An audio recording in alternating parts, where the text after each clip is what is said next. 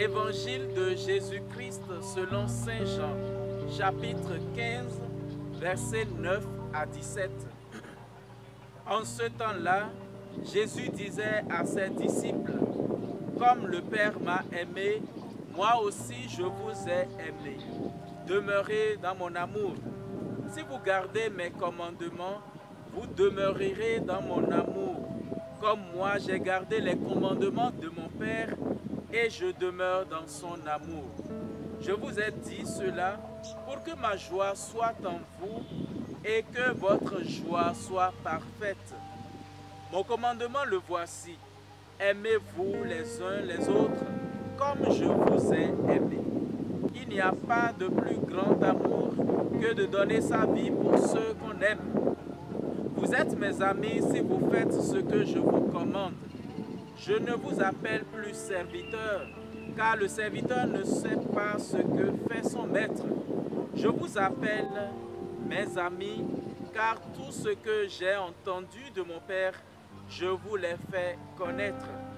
Ce n'est pas vous qui m'avez choisi, c'est moi qui vous ai choisi et établi, afin que vous alliez, que vous portiez du fruit et que votre fruit demeure. Alors, tout ce que vous demanderez au Père en mon nom, il vous le donnera.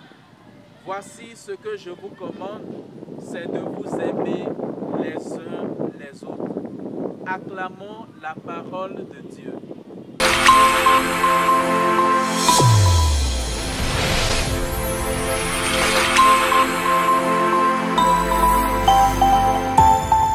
Chers frères et sœurs, auditeurs et auditrices de la SEB Coaching TV, nous voici aujourd'hui au 6e dimanche de Pâques de l'année liturgique B. Et l'évangile que nous venons d'écouter se résume en un seul mot, aimer, amour. Oui, l'amour c'est le plus grand commandement que Jésus nous laisse avant de repartir vers son Père. Bientôt, au cours de la semaine, nous allons célébrer la fête de l'Ascension, qui est la montée de Jésus par la puissance qui est en lui vers Dieu son Père. 40 jours après Pâques, nous célébrons la solennité de l'Ascension. Et donc, Jésus, avant de partir vers son Père, nous laisse un commandement grand.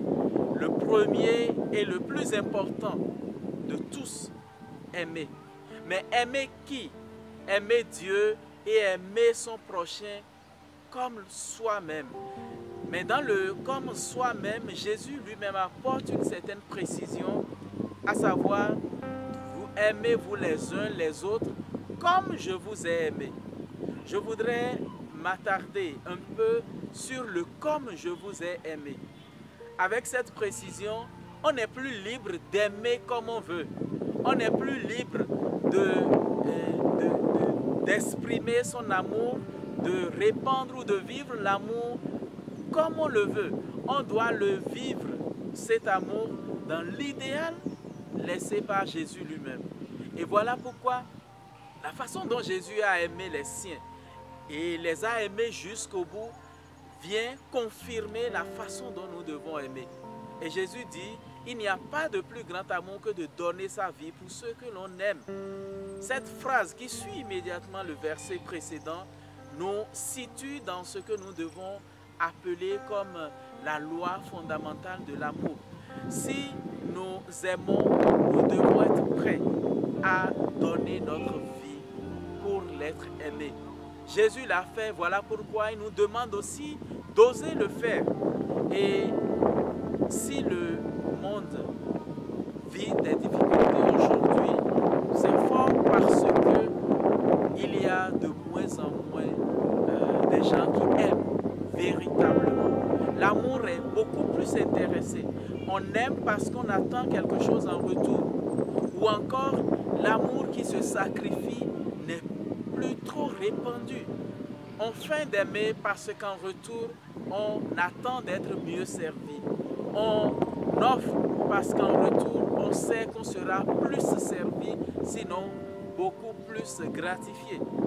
Et alors, l'amour n'est plus naturel, il est intéressé. Jésus voudrait nous laisser en ce dimanche cette façon d'aimer qui lui plaira, lui qui est Dieu et qui nous donne le commandement qu'il faut.